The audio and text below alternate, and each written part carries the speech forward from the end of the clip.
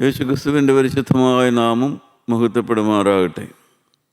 തിരുവചനം കേൾക്കുവാനുള്ള ഒരു സുവർണാവസരം കൂടെ നമ്മുടെ ആയുസ്സിൽ നമുക്ക് ലഭിച്ചിരിക്കുകയാണല്ലോ.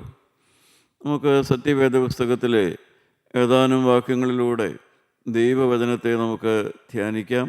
മത്തായിയുടെ സുവിശേഷം 11-ാം അധ്യായം അതിൻ്റെ 2-ാമത്തെ വാക്യം നമുക്ക് വായിക്കാം. 11-ാം അധ്യായം 2-ാം വാക്യം 3-ാമത്തെ വാക്യവും വായിക്കാം. യോഹന്നാൻ കാരാഗൃഹത്തിൽ വെച്ച് ക്രിസ്തുവിൻ്റെ പ്രവൃത്തികളെക്കുറിച്ച് കേട്ടിട്ട് തൻ്റെ ശിഷ്യന്മാരെ അയച്ചു. വരുവാനുള്ള നീയോ, ഞങ്ങൾ മറ്റൊരുവനെ കാത്തിരിക്കണമെന്ന് അവർ മുഖാന്തരം അവനോട് ചോദിച്ചു. വരുവാനുള്ളവൻ നീയോ? യോഹന്നാൻ സ്നാപകൻ കർത്താവായ യേശുവിനോട് ആളുവിട്ട് ചോദിച്ചതായ ഒരു എളിയ ചോദ്യമാണത്. കർത്താവിൻ്റെ മറുപടി തുടർന്നങ്ങോട്ടുണ്ട്. അതിൻ്റെ 6-ാമത്തെ വാക്യം നമുക്ക് വായിക്കാം. എന്നാൽ എങ്കിൽ ഇടറിപ്പോകാത്തവനെല്ലാം ഭാഗ്യവാനെന്ന് ഉത്തരം പറഞ്ഞു. ദൈവത്തിന് സ്തോത്രം. പ്രിയപ്പെട്ടവരെ, ഇവിടെ നാം ഒരു വലിയ സന്ദേശമാണ് നാം അതിലൂടെ ലഭിക്കുന്നത്. മനുഷ്യർക്കിന്ന് ദൈവവേല എന്ന പേരിൽ നടക്കുന്ന പല പ്രവർത്തനങ്ങളെയും കുറിച്ച് സംശയം വരാം. അന്ന് യോഹന്നാൻ സ്നാപകന് കർത്താവായ യേശുവിൻ്റെ ആ പ്രവർത്തന ഫലമായി നടന്ന ദൈവവേലയെക്കുറിച്ച് സംശയമുണ്ടായി. മത്തായി 3-ാം അധ്യായത്തിൻ്റെ 10-ഉം 12-ഉം വാക്യങ്ങളിൽ പറഞ്ഞിരുന്നത്, വൃക്ഷങ്ങളുടെ ചുവട്ടിൽ കോടാലി വച്ചിരിക്കുന്നു, എൻ്റെ പിന്നാലെ ഒരുവൻ വരുന്നു, അവൻ പതിരെല്ലാം കൂട്ടി തീയിലിടുമെന്നുള്ളതായ വചനങ്ങളാണ് പ്രസംഗിച്ചത്. കാരണം യോഹന്നാൻ സ്നാപകൻ്റെ ഹൃദയത്തിൽ പ്രതീക്ഷ അങ്ങനെയായിരുന്നു, കർത്താവായ യേശുക്രിസ്തു വരുമ്പോൾ വലിയ ഒരു ശക്തിയുടെ വെളിപ്പെടുത്തലുണ്ടാകും, അവൻ പാപിയെ കഠിനമായ ശിക്ഷയിലേക്ക് കർത്താവ് നടത്തുമെന്നാണ് യോഹന്നാൻ സ്നാപകൻ്റെ ചിന്തയിലുണ്ടായിരുന്നതായ ആ മനസ്സതായിരുന്നു.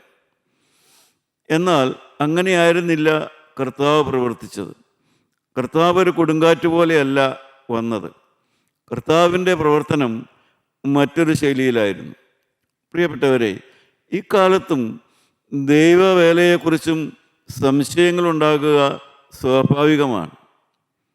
കാരണം ഇക്കാലത്ത് കേരളം നമുക്കറിയാം, മലയാള നാട് ധാരാളം ദേവാലയങ്ങൾ, എണ്ണിയാൽ തീരാത്ത ദേവാലയങ്ങൾ കൊണ്ട് നിറഞ്ഞു നിൽക്കുന്ന ഒരു ദേശമാണ് നമ്മുടെ നാട്.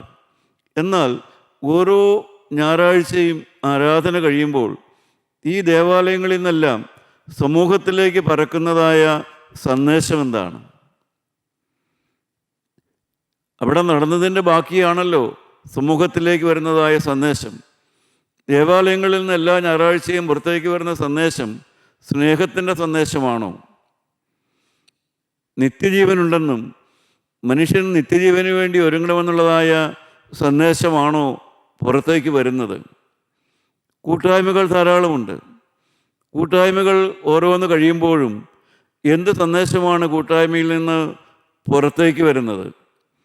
119-ാം സങ്കീർത്തനം 133-ാമത്തെ വാക്യവും 140-ാമത്തെ വാക്യവും നമ്മൾ വായിക്കുമ്പോൾ ഓരോ ദൈവവേല നടക്കുന്ന, ദൈവത്തിൻ്റെ വചനം കൈകാര്യം ചെയ്യുന്ന ആത്മീയ കൂട്ടായ്മയിൽ നിന്ന് പുറത്തേക്ക് വരുന്ന ജനത്തിനുണ്ടാകേണ്ടതായ ആ വെളിച്ചം എന്താണ്, വെളിപാടെന്തായിരിക്കണമെന്ന് അതിൻ്റെ 133-ാമത്തെ വാക്യം നമുക്ക് വായിക്കാം. 119-ന്റെ 133.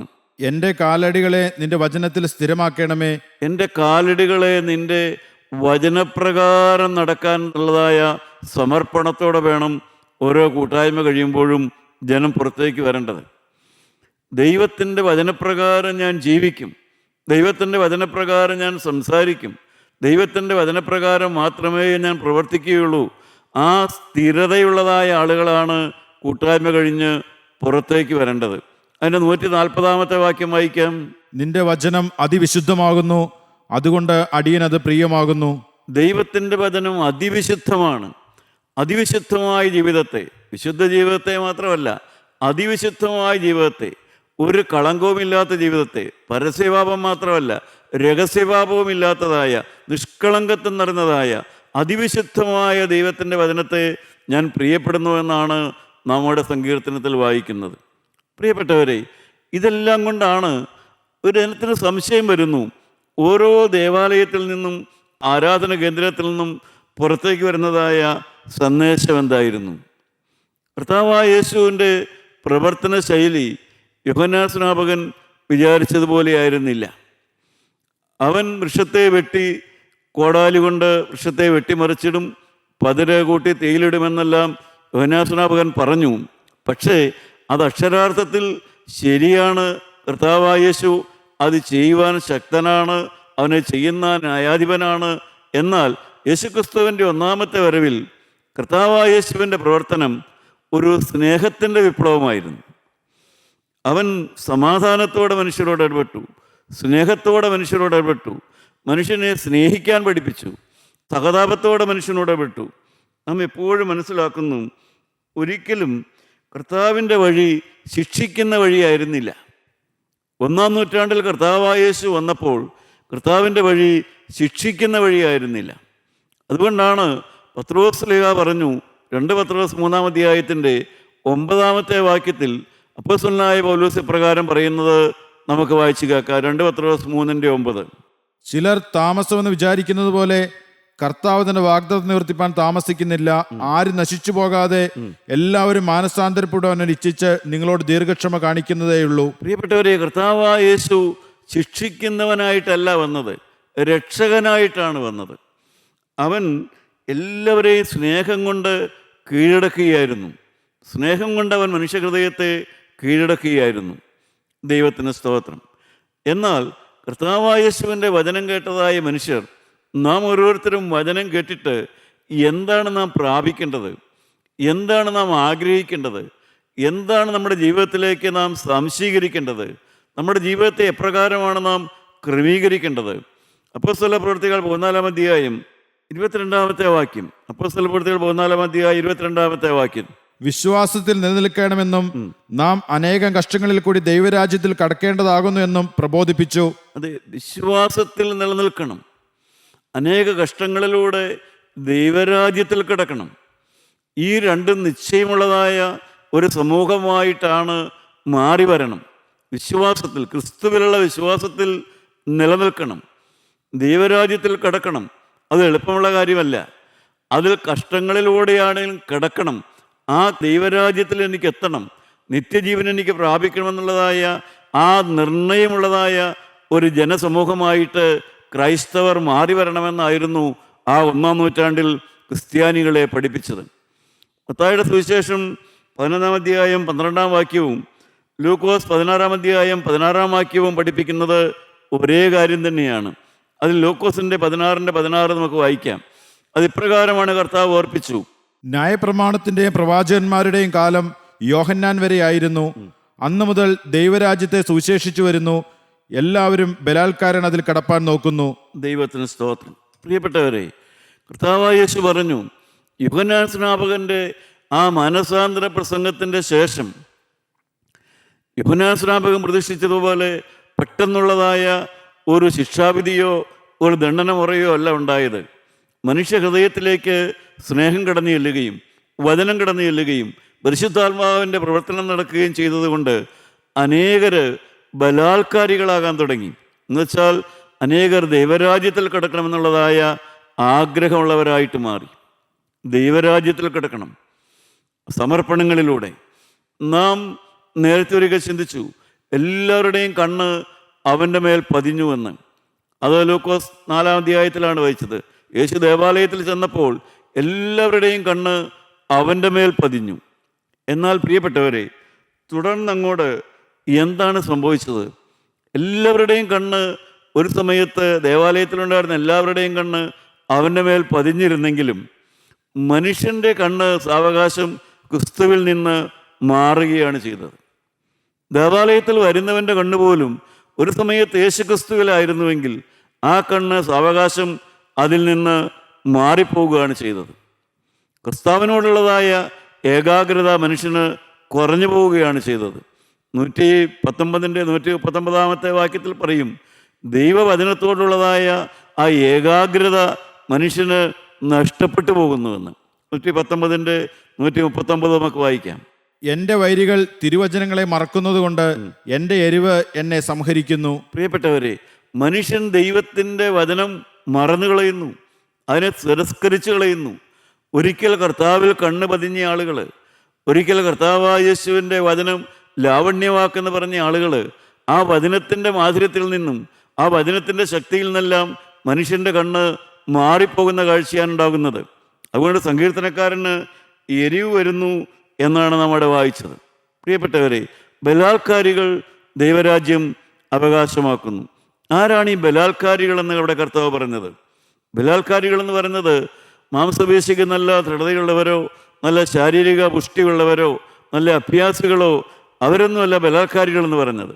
അവിടെ ബലാത്കാരം എന്ന് പറയുന്നത് പിശാചിൻ്റെ വഴിക്ക് കീഴ്പ്പെടാതെ, പിശാചിൻ്റെ പ്രലോഭനത്തിന് വഴിപ്പെടാതെ, പിശാചിൻ്റെ സ്വാധീനത്തിന് വഴിപ്പെടാതെ, പിശാചിനോട് ഹൃദയം കൊണ്ടും മനസ്സുകൊണ്ടും സ്വഭാവം കൊണ്ടും എതിർ നിൽക്കുന്ന യുദ്ധം ചെയ്യുന്ന മനുഷ്യനാണ് അവിടെ ബലാത്കാരികളെന്ന് യേശുക്രിസ്തു പറഞ്ഞത്. അവരാണ് ദൈവരാജ്യം അവകാശമാക്കിയെടുക്കുന്നത്. പ്രിയപ്പെട്ടവരെ, നാം പിശാചിൻ്റെ വഴിക്ക് പോകുന്നവരാണോ? രണ്ട് തരത്തിലാണ് നാം ബലാത്കാരം ചെയ്യേണ്ടത് ദൈവരാജ്യത്തിൽ കിടക്കണമെങ്കിൽ. ഒന്ന്, ഫേം ഫെയ്ത്ത്, നല്ല ഉറപ്പുള്ള വിശ്വാസം നമുക്കുണ്ടായിരിക്കണം. കർത്താവായ യേശു എന്നുള്ള ആ പാറയിലുള്ള വിശ്വാസം നമുക്കുണ്ടായിരിക്കണം. വിശ്വാസത്തിൽ നാം ഉറപ്പുള്ളവരായിരിക്കണം.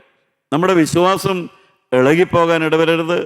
കപ്പൽ അപകടത്തിൽപ്പെടുന്നവരെന്ന് അപ്പോസ്തലൻ തൻ്റെ ലേഖനത്തിൽ ഓർപ്പിച്ചിട്ടുണ്ട്. അവരുടെ വിശ്വാസ കപ്പൽ തകർന്നു പോയി എന്ന്. പ്രിയപ്പെട്ടവരെ, നമ്മുടെ വിശ്വാസ കപ്പൽ ഒരിക്കലും തകർന്നു പോകരുത്. അഥവാ യേശുക്രിസ്തുവിലുള്ള വിശ്വാസത്തിൽ നിന്ന് നാം അല്പം പോലും മാറിപ്പോകരുത്. നാം ഒരു വിഗ്രഹാരാധനയിലേക്കോ ഒരു കുട്ടി ദൈവങ്ങളിലേക്കോ ഒരു കൂട്ടായ്മ ഭക്തിയിലേക്കോ ഒരു സഭാഭക്തിയിലേക്കോ ഒരു വേഷഭക്തിയിലേക്കോ ഒരു കാപട്യഭക്തിയിലേക്കോ നാം മാറിപ്പോകരുത്. നാം കുരിശിൽ മരിച്ചവൻ്റെ സാക്ഷികളായിരിക്കണം. നാം കുരിശിൽ തൂങ്ങി മരിച്ച രക്ഷകൻ്റെ സാക്ഷികളായി തന്നെ ജീവിക്കണം. മറ്റൊരുത്തനിൽ നിന്നും നമുക്ക് രക്ഷ വരാനില്ല എന്നുള്ള കാര്യം നമുക്ക് തന്നെ ഉറപ്പായിരിക്കണം. രണ്ടാമത്, ഒന്ന് വിശ്വാസത്തിൽ നമുക്ക് ഉറപ്പുണ്ടായിരിക്കണം. രണ്ട്, സിൻ നോ മോർ, ഇനി പാപം ചെയ്യുകയില്ല എന്നുള്ള ആ ഉറപ്പ് നമുക്കുണ്ടായിരിക്കണം. സിൻ നോ മോർ, ഇനി മുതൽ നീ നോ ഡ്രിങ്ക്സ്. അതുപോലെ തന്നെ നോ അഡൾട്ടറി, നോ ഹെയ്റ്റ്, ആരോടും വൈരാഗ്യമില്ല, ആരോടും പ്രതികാരമില്ല, യാതൊരു വഞ്ചനയുമില്ല. ഇനിയുള്ള ജീവിതത്തെക്കുറിച്ച് നല്ല വ്യക്തമായ സുബോധം നമുക്കുണ്ടായിരിക്കണം. വിശ്വാസത്തിൽ ഉറപ്പുണ്ടായിരിക്കണം. അതുപോലെ തന്നെ ഇനിയുള്ള ജീവിതത്തിൽ ഒരു കൗശലവുമില്ല, ഒരു വ്യാജവുമില്ല, ഒരു തന്ത്രവുമില്ല. ഇനി ഞാൻ അറിഞ്ഞുകൊണ്ട് ദൈവേഷ്ടം മാത്രമേ ചെയ്യുകയുള്ളൂ. എൻ്റെ ശരീരവും എൻ്റെ മനസ്സും ദൈവ ഇഷ്ടത്തിനായിട്ട് ഞാൻ പൂർണ്ണമായും വിട്ടുകൊടുത്തു എന്നുള്ളതായ ആ ഉറപ്പുള്ള ആ സാക്ഷ്യമുള്ള ജീവിതമാണ് ബലാത്കാരികളുടെ ജീവിതം എന്ന് പറയുന്നത്. അവരാണ് ദൈവരാജ്യം അവകാശമാക്കുന്നത്. പ്രിയപ്പെട്ടവരെ, ജീവിതം ഇപ്രകാരം ക്രമീകരിക്കണം. അതാണ് ശരിയായ ക്രൈസ്തവ മാർഗമെന്ന് പറയുന്നത്. ഏതെങ്കിലും കുറേ ആചാര അനുഷ്ഠാനങ്ങളോ ഏതെങ്കിലും കുറേ പ്രവർത്തനങ്ങളോ അല്ല. ശരിയായ സമർപ്പണത്തിൽ ഉറച്ചു നിന്നുകൊണ്ട് ശരിയായ തീരുമാനത്തിൽ ഉറച്ചു നിന്നുകൊണ്ടുള്ളതായ ഒരു ജീവിത രീതിയാണ് നാം മനസ്സിലാക്കേണ്ടത്. നാം വേദപുസ്തകം വായിക്കുമ്പോൾ സങ്കടകരമായ ചില കാര്യങ്ങളുണ്ട്. അതിലൊന്നാണ് കൊരിന്ത്യർക്ക് എഴുതിയ 2-ാമത്തെ ലേഖനം. അവിടെ നമുക്ക് ഒരു കാര്യം മനസ്സിലാകും. പാപമെന്ന് പറയുന്നത് മദ്യഷാപ്പിലും വേശ്യാഗ്രഹത്തിലും മാത്രമല്ല. പാപം പള്ളിയിലുമുണ്ട്, പാപം കൂട്ടായ്മയിലുമുണ്ട്. പാപം മദ്യഷാപ്പിലും പാപം വേശ്യാഗ്രഹത്തിലും മാത്രമല്ല, പാപം പള്ളിയിലുണ്ട്, പാപം കൂട്ടായ്മയിലുണ്ട്. ഇതെല്ലാം നാം വ്യക്തമായി മനസ്സിലാക്കണം. ഇതെല്ലാം മനസ്സിലാക്കിക്കൊണ്ടായിരിക്കണം നമ്മുടെ ആത്മീയ ജീവിതം നാം മുമ്പോട്ട് കൊണ്ടുപോകേണ്ടത്. കൊരിന്ത്യർക്ക് എഴുതിയ 2-ാമത്തെ ലേഖനം 13-ാം അധ്യായം 5-ാമത്തെ വാക്യം നമുക്ക് വായിക്കാം.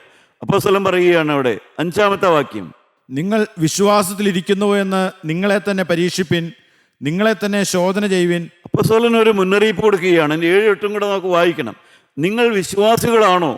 നിങ്ങളെ തന്നെ ഒന്ന് പരിശോധിച്ച് നോക്ക്. നാളുകളായല്ലോ നിങ്ങൾ ക്രിസ്ത്യാനികളായി ജീവിക്കുന്നു. അപ്പോസ്തലൻ 1-ാം നൂറ്റാണ്ടിൽ തന്നെ മാനസാന്തരപ്പെട്ട ക്രൈസ്തവരെ ഓർപ്പിക്കുകയാണ്. നിങ്ങൾ ക്രിസ്ത്യാനികൾ തന്നെയാണോ? നിങ്ങളെ തന്നെ ഒന്ന് ശോധന ചെയ്ത് നോക്ക്. നിങ്ങൾ നിങ്ങളോട് തന്നെ ഒന്ന് പരീക്ഷിച്ച് നോക്ക്. നിങ്ങളിപ്പോഴും ക്രിസ്ത്യാനികളാണോ? നിങ്ങൾ ക്രിസ്തുവിൻ്റെ മാർഗത്തെ വിശ്വസിക്കുന്നവരാണോ? നിങ്ങൾ ക്രിസ്തുവിൻ്റെ സ്നേഹത്തെ അധിഷ്ഠിതമായി ജീവിക്കുന്നവരാണോ? നിങ്ങൾ ക്രിസ്തുവിനെ ലോകത്തിന് കാണിച്ചു കൊടുക്കുന്നവരാണോ? ക്രിസ്തുവിൻ്റെ സ്നേഹം നിങ്ങളുടെ ഹൃദയത്തിലുണ്ടോ?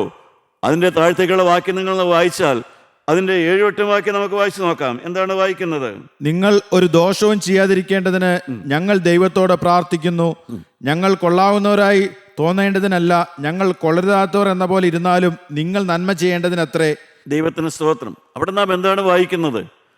അതിൻ്റെ താഴ്ത്ത വാക്യം കാണാം. സത്യം എന്താണ്? സത്യത്തിന് അനുകൂലമല്ലാതെ സത്യത്തിന് പ്രതികൂലമായി ഞങ്ങൾക്ക് ഒന്നും കഴിവില്ലല്ലോ. സത്യത്തിന് അനുകൂലമല്ലാതെ സത്യത്തിന് പ്രതികൂലമായി ഞങ്ങൾക്കൊന്നും ചെയ്യാൻ കഴിയില്ലല്ലോ. അപ്പോസ്തലനായ പൗലോസ് ഉറപ്പിച്ച് പറയുകയാണ്. നമുക്കറിയാം പ്രിയപ്പെട്ടവരെ, സത്യം ജയിച്ചു വരുമ്പോഴേക്ക് സത്യത്തിന് വേണ്ടി നിലനിന്നവർ ഈ ലോകം വിട്ടു പോയിരിക്കും. അത് ലോകത്തിലെ നീതിയാണത്. ആരെല്ലാം സത്യത്തിന് വേണ്ടി നിന്നിട്ടുണ്ടോ, അവർ ഏത് സത്യത്തിന് വേണ്ടി നിന്നോ ആ സത്യം ജയിച്ചു വരുന്നതിന് മുമ്പ് തന്നെ സത്യത്തിന് വേണ്ടി നിലകൊണ്ടവരെല്ലാം ഈ ലോകത്തിൽ നിന്ന് പോയി കഴിഞ്ഞിരിക്കും മിക്കവാറും.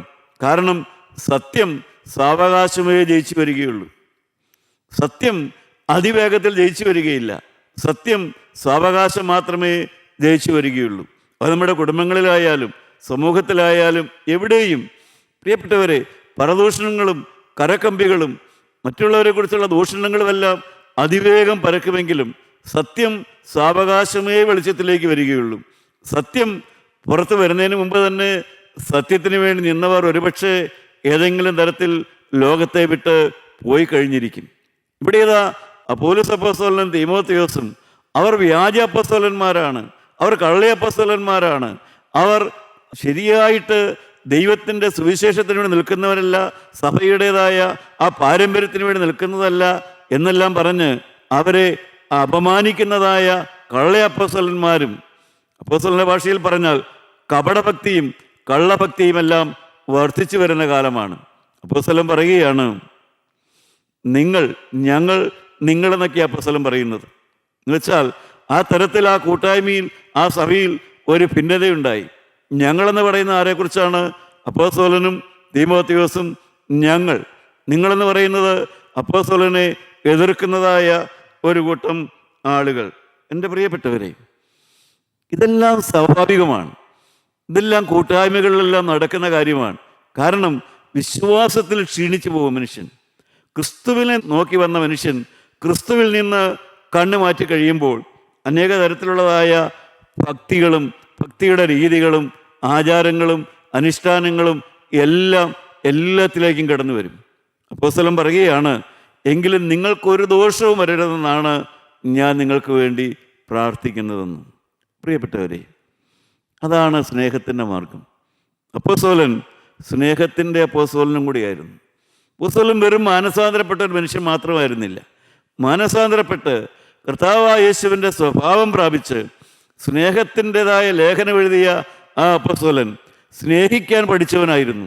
പ്രിയപ്പെട്ടവരെ, ഇന്ന് ക്രൈസ്തവരിൽ എത്ര പേര് സ്നേഹിക്കാൻ വേണ്ടി ജീവിക്കുന്നവരുണ്ട്? സ്നേഹമല്ലാതെ ഒന്നും അവരിൽ നിന്ന് പുറത്തു വരില്ല എന്ന് ശരിയായി നിശ്ചയമുള്ള എത്ര ക്രൈസ്തവരുണ്ട്? സ്നേഹമല്ലാതെ മറ്റൊന്നും പുറത്തു വരില്ല. നല്ല ഉറപ്പ് നമുക്കുണ്ടോ? ഈ പറയുന്നത് എനിക്കുണ്ടോ? ഞാൻ എങ്ങനെയാണോ ജീവിക്കുന്നത്? ഞാൻ എന്നെ തന്നെ ചിന്തിച്ച് നോക്കാറുണ്ട്, ഞാൻ തന്നെ ശോധന ചെയ്യാറുണ്ട്. എന്നിലുള്ള സ്നേഹത്തിൻ്റെ അളവ് എത്രയുണ്ട്? എനിക്ക് വേദപുസ്തകത്തിൽ കുറച്ച് കാര്യങ്ങളൊക്കെ അറിയാം. ഇപ്പോൾ ഞാൻ ഈ വചനം വന്ന് എനിക്കൊന്നും അറിയില്ലായിരുന്നു, പക്ഷേ കുറച്ചൊക്കെ പഠിച്ചു. പക്ഷേ സ്നേഹത്തിൻ്റെ അളവ് എത്രയുണ്ട്? അപ്പോസ്തലൻ പറയുകയാണ് അവിടെ, നിങ്ങൾക്കൊരു ദോഷവും വരരുത്. കാരണം അപ്പോസ്തലനെ കള്ള അപ്പോസ്തലനെന്നും കപട അപ്പോസ്തലനെന്നെല്ലാം പരിഹസിച്ചതിനും വിളിച്ചതിൻ്റെയും പേരിൽ അവർക്ക് ഒരു ദോഷവും വരരുത് എന്ന് അപ്പോസ്തലൻ അവർക്ക് വേണ്ടി പ്രാർത്ഥിക്കുകയാണ് ചെയ്തത്. പ്രിയപ്പെട്ടവരെ, എപ്പോഴും നാം ഓർക്കണം, മനുഷ്യരുടെ മുഖത്തേക്ക് നോക്കിയാൽ പതറിപ്പോകും. മോശ തൻ്റെ പിൻഗാമിയായി വന്ന യോശുവയെ പ്രധാനമായും പഠിപ്പിച്ചതായ ഒരു കാര്യം, മനുഷ്യരുടെ മുഖത്തേക്കോ ഹൃദയത്തിലേക്കോ അധികം നോക്കരുത്. നിത്യനായ ദൈവത്തെയാണ് നാം എപ്പോഴും നോക്കേണ്ടത്. നമുക്കറിയാം, നമ്മുടെ മക്കളുടെ മുഖത്തേക്ക് നോക്കിയാൽ എപ്പോഴും അവർക്ക് വേണ്ടി പ്രാർത്ഥിക്കാൻ നമുക്ക് പറ്റുമോ? നമ്മുടെ മക്കളുടെ ഹൃദയത്തിലേക്കും അവരുടെ വായിൽ നിന്ന് വരുന്ന വാക്കുകളിലേക്കും നോക്കിയാൽ എപ്പോഴും നമുക്ക് അവർക്ക് വേണ്ടി പ്രാർത്ഥിക്കാൻ പറ്റുമോ? പക്ഷേ നമ്മളെ പഠിപ്പിച്ചിരിക്കുന്നത് എന്താ? മക്കളുടെ മുഖത്തേക്ക് നോക്കാതെ, മക്കളുടെ ഹൃദയത്തിൽ നിന്ന് വരുന്ന വാക്കുകളെ കേൾക്കാതെ അവർക്ക് വേണ്ടി പ്രാർത്ഥിക്കാനാണ് നമ്മളെ പഠിപ്പിച്ചിരിക്കുന്നത്. അവിടെയാണ് യഥാർത്ഥമായ സ്നേഹം. പ്രിയപ്പെട്ടവരെ, ക്രൈസ്തവ ജീവിതത്തിലേക്ക് നാം ഈ മൂല്യങ്ങളെ നമ്മുടെ ഹൃദയത്തിലേക്ക് കൊണ്ടുവരണം. നാം ബലാത്കാരികളാകണം. നാം വാസ്തവ ദൈവരാജ്യത്തിൽ കടക്കണം. നാം സ്നേഹത്തിന് വേണ്ടി ജീവിക്കുന്നവരാകണം. നാം സ്നേഹത്തിൽ ജീവിക്കുന്നവരാകണം. നാം സ്നേഹം കൊടുത്ത് ജീവിക്കുന്നവരാകണം. നാം സ്നേഹം പരിചരിക്കുന്നവരാകണം. നമ്മളിൽ നിന്ന് പുറത്തേക്ക് സ്നേഹമാണ് വരേണ്ടത്. മനോഹരമായൊരു പുസ്തകമുണ്ട്, പുരോഹിതൻ തനിക്ക് വേണ്ടിയുള്ളതല്ല എന്ന്. ഒരു കർദിനാൾ എഴുതിയ പുസ്തകമാണല്ലോ അത്. കാത്തലിക് കർദിനാൾ എഴുതിയ പുസ്തകമാണത്. ഫുൾട്ടൺ ജി ഷീൻ അദ്ദേഹം പറയും, രത്നക്കല്ല് വ്യാപാരം ചെയ്യുന്ന ഒരു വ്യാപാരിക്ക് രത്നക്കല്ല് കണ്ടാൽ അവൻ അതിൽ വലിയ തിളക്കമോ ഒന്നും അനുഭവപ്പെടില്ല. ആദ്യമായി രത്നക്കല്ല് കാണുന്ന നമുക്ക് അനുഭവപ്പെടുന്നതായ ഒരു തിളക്കമോ അതിൻ്റേതായ ഒരു ആശ്ചര്യമോ ഒന്നും രത്നക്കല്ല് വ്യാപാരം ചെയ്യുന്ന ഒരു രത്നവ്യാപാരിക്ക് അനുഭവപ്പെടില്ല. ഭാര്യ നല്ല സുന്ദരിയായിരിക്കും, സൗന്ദര്യം പുറമേ കാണും, എല്ലാവരും കണ്ടാൽ നല്ല സൗന്ദര്യമുള്ള വ്യക്തിയെന്ന് പറയും. പക്ഷേ സ്വന്തം ഭർത്താവിന് വെറുപ്പായിരിക്കും. അതുപോലെ തന്നെ ഭർത്താവിനെ ബാക്കി ആരുടെയും മുമ്പിൽ യോഗ്യനായിരിക്കും. പക്ഷേ ആ വ്യക്തിയെ ആ ഭാര്യയ്ക്കത്ര അംഗീകാരം ഉണ്ടായിരിക്കില്ല. ആ കർദിനാൾ ഒരു കാര്യം കൂടെ ഓർപ്പിക്കും. പരിശുദ്ധമായ ദേവാലയത്തിൽ ആരാധന നടത്തുന്ന ആ പുരോഹിതൻ, ശ്രേഷ്ഠമായ ആരാധന നടത്തുന്ന പുരോഹിതൻ എന്നാണ് ആളുകൾ പുരോഹിതനെ കണക്കാക്കുന്നത്. പക്ഷേ പുരോഹിതനെ സംബന്ധിച്ചിടത്തോളം പലപ്പോഴും അവൻ ചെല്ലുന്ന വിശുദ്ധ കുർബാന അല്ലെങ്കിൽ ആരാധന എന്ന് പറയുന്നത് അവൻ്റെ ഒരു കർത്തവ്യം മാത്രമാണ്. അവൻ്റെ ഒരു കർത്തവ്യമായിട്ടാണ് അവൻ ചെയ്യുന്നത്. അതാ കർദിനാളിൻ്റെ ഭാഷ വഴിയാണ് പറയുന്നത്. ഒരു സ്കൂളിൽ അധ്യാപിക കുട്ടികളെ പഠിപ്പിക്കുക ഒരു കർത്തവ്യമാണ്. വീട്ടിൽ ആഹാരം ഉണ്ടാക്കുക ആ കുടുംബിനിയുടെ ഒരു കർത്തവ്യമാണ്. അതുപോലെ മാത്രമേ ഉള്ളൂ പലപ്പോഴും പുരോഹിതന് വിശുദ്ധ കുർബാന ചെല്ലുക എന്നുള്ളത് ഒരു കർത്തവ്യം മാത്രമേ ഉള്ളൂ. അതുപോലെ തന്നെയാണ് പല ക്രിസ്ത്യാനികൾക്കും ഒരു ക്രിസ്ത്യാനിയായിരിക്കുക എന്നുള്ളത് ഏതാനും ചില അനുഷ്ഠാനങ്ങളും ചില ആചാരങ്ങളും മാത്രമേ ഉള്ളൂ. പ്രിയപ്പെട്ടവരെ, നാം ബലാത്കാരികളാകണം. നാം യഥാർത്ഥമായി ക്രിസ്തുവിനെ സ്നേഹിച്ച് പാപം കൂടാതെ ജീവിക്കണം. 18-ാം സങ്കീർത്തനം 23-ാമത്തെ വാക്യം ദാവീദ് രാജാവ് ഇപ്രകാരം പറയും. 18-23 നമുക്ക് വായിച്ചു നോക്കാം. ദാവീദ് ഒരു ബലാത്കാരിയായിരുന്നു എന്ന് പറയാം. ദൈവത്തിൻ്റെ ഹൃദയപ്രകാരമുള്ള മനുഷ്യനായിരുന്നു എന്ന് പറയാം. ആ ദാവീദിൻ്റെ സമർപ്പണം നമുക്കൊന്ന് വായിച്ചു കേൾക്കാം. 18-23. ഞാൻ അവൻ്റെ മുമ്പാകെ നിഷ്കളങ്കനായിരുന്നു, അകൃത്യം ചെയ്യാതെ എന്നെ തന്നെ കാത്തു. ദൈവത്തിന് സ്തോത്രം. ഞാൻ അവൻ്റെ മുമ്പാകെ നിഷ്കളങ്കനായിരുന്നു, അകൃത്യം ചെയ്യാതെ ഞാൻ എന്നെ തന്നെ കാത്തു എന്ന്. പ്രിയപ്പെട്ടവരെ, അപ്രകാരമുള്ളതായ ഒരു സാക്ഷ്യ ജീവിതം നമുക്കുണ്ടോ? ഞാൻ ദൈവത്തിൻ്റെ മുമ്പാകെ നിഷ്കളങ്കനായി ജീവിച്ചു, ഞാൻ അകൃത്യം ചെയ്യാതെ ഞാൻ എന്നെ തന്നെ സൂക്ഷിച്ചു. ഇതിനൊക്കെയാണ് ബലാത്കാരികൾ ദൈവരാജ്യം അവകാശമാക്കിയെന്ന് പറയുന്നത്. അതൊക്കെയാണ് യഥാർത്ഥത്തിലുള്ളതായ ബലാത്കാരികളുടെ സ്വഭാവം എന്ന് പറയുന്നത്. അതുകൊണ്ടാണ് പാപത്തിൽ വീണുപോയ ദാവീദിനെ ദൈവം തൻ്റെ ഹൃദയപ്രകാരമുള്ള മനുഷ്യനെന്ന് പിന്നീട് വിളിക്കുകയുണ്ടായി. കാരണം അങ്ങനെയാണ് 51-ാം സങ്കീർത്തനമെല്ലാം ദാവീദിൻ്റെ പാട്ടുകളായിട്ട് നമുക്ക് ഇന്ന് വായിക്കാനും ധ്യാനിക്കുവാനും സാധിക്കുന്നത്. കാരണം അകൃത്യം ചെയ്യുകയില്ല എന്നുള്ളതായ ആ തീരുമാനമുണ്ട്. ഞാൻ എന്നെ തന്നെ നിഷ്കളങ്കനായി സൂക്ഷിക്കുമെന്നുള്ളതായ ആ സമർപ്പണമുണ്ട്. ദൈവമക്കളെ, നിങ്ങൾ പാപം ചെയ്തു പോയെങ്കിലോ നീതിമാനായ യേശു ക്രിസ്തു എന്ന കാര്യസ്ഥൻ നമുക്ക് പിതാവിൻ്റെ വലത്തെ ഭാഗത്തുണ്ട്. ദൈവത്തിന് സ്തോത്രം. ദൈവമക്കളെ, നമുക്ക് വേണ്ടി മരിച്ച ആ കർത്താവായ യേശുവിൻ്റെ ആ ഹൃദയത്തിലേക്ക് നമുക്ക് ഒന്നുറ്റി നോക്കാൻ പറ്റുമോ? ആ ഹൃദയത്തിലേക്ക് നോക്കിക്കൊണ്ട്, കർത്താവെ, എൻ്റെ വിശ്വാസം സ്നേഹത്തിലധിഷ്ഠിതമായ ഒരു ജീവിതം, ഒരിളകാത്ത പ്രകൃതം, ഒരു കോപിക്കാത്ത പ്രകൃതം, ഒരു സൗമ്യതയുള്ളതായ ഒരു സ്വഭാവം, ദൈവരാജ്യത്തിൽ കിടക്കണമെന്നുള്ളതായ ഒരാഗ്രഹം. പ്രിയപ്പെട്ടവരെ, അതാണ് കാൽവരി ക്രൂശിലൂടെ നമ്മുടെ ഹൃദയത്തിലേക്ക് വരേണ്ട സന്ദേശം. അതാണ് നമ്മുടെ ഭവനത്തിൽ ദൈവത്തിന് സ്തോത്രം നാം ഇളകുന്നവരായിരിക്കരുത്. വാക്കുകൾ കേട്ട് പ്രവൃത്തികൾ കണ്ട്, ഭവനത്തിൽ നടക്കുന്നതായ ശബ്ദങ്ങൾ കേട്ട്, കോലാഹലം കണ്ട് ഒരിക്കലും നാം ഇളകുന്നവരായിരിക്കരുത്. നാം ഉറപ്പുള്ളവരും നാം സമർപ്പിതരുമായിരിക്കണം. നമ്മുടെ തലകളെ നമുക്ക് വണക്കാം. പ്രിയപ്പെട്ടവരെ, ഈ ലോകത്തിലെ കോലാഹലങ്ങളോ, ഭവനത്തിലെ കോലാഹലങ്ങളോ, സഭയിലെ കോലാഹലങ്ങളോ, കൂട്ടായ്മയിലെ കോലാഹലങ്ങളോ ഒന്നും നമ്മളെ ക്രിസ്തുവിൽ നിന്ന് അകറ്റുന്നതാകരുത്. ഒന്നും നമ്മളെ ക്രിസ്തുയേശുവിൽ നിന്ന് മാറ്റുന്നതായിരിക്കരുത്. നമുക്കൊരു ഇളകാത്ത രാജ്യമുണ്ട്, നമുക്കൊരു ദൈവരാജ്യമുണ്ട്, നമുക്കൊരു നിത്യജീവനുണ്ട്. നാം ഇളകാത്ത രാജ്യത്ത് സ്വസ്ഥത സമാധാന തീരത്ത് കർത്താവിനോടുകൂടെ വസിക്കേണ്ടവരാണ്. പ്രിയപ്പെട്ടവരെ, നമുക്ക് ഒരു ഉറപ്പായ തീരുമാനമെടുക്കാം. ഒരു ഉറപ്പായ സമർപ്പണത്തിലേക്ക് നമുക്ക് വരാം. ഇളകാത്തവരായിരിക്കുക, മനുഷ്യൻ്റെ മുഖത്ത് നോക്കി ഇളകാത്തവരായിരിക്കുക, മനുഷ്യരുടെ വാക്ക് കേട്ട് പതറാത്തവരായിരിക്കുക. ഒരേ ഒരുവനെ മാത്രം നോക്കുക. ഉയർത്തെഴുന്നേറ്റവനായ ക്രിസ്തു നമ്മുടെ സമീപത്തുണ്ട്. അവനെ മാത്രം നോക്കി അവൻ്റെ ആ മുഖശോഭ കണ്ടുകൊണ്ട് അവൻ്റെ സ്നേഹം ഹൃദയത്തിലേക്ക് സ്വീകരിച്ചുകൊണ്ട് സ്നേഹത്തിൻ്റെ വ്യക്താക്കളായി, സ്നേഹിക്കാൻ കഴിയുന്ന വ്യക്തികളായി, സ്നേഹം കൊടുക്കുന്നവരായി നമുക്കിന്ന് മുതൽ ജീവിക്കാൻ നമുക്ക് തീരുമാനിക്കാം. നല്ല ദൈവമേ, ഈ തന്ന സമയത്തിനായി സ്തോത്രം. ഞങ്ങളുടെ സമർപ്പണത്തിൽ ഞങ്ങളെ ഉറപ്പിച്ചു നിർത്തണമേ. ദൈവരാജ്യം തന്ന് ഞങ്ങളെ അനുഗ്രഹിക്കണമേ. ഞങ്ങളുടെ കുടുംബങ്ങൾ ജീവിതത്തിലെ പതറിച്ചുകളെല്ലാം കണ്ട് ഞങ്ങൾ പതറിപ്പോകാതെ ഉറപ്പുള്ളവരും കുലുങ്ങാത്തവരുമായി ഞങ്ങളെ നിർത്തണമേ എന്ന് പ്രാർത്ഥിക്കുന്നു. യേശു മൂലം പ്രാർത്ഥിക്കുന്നു. കൃപയോടെ കേട്ട് ഉത്തരം തരുമാറാകണമേ. ആമീൻ.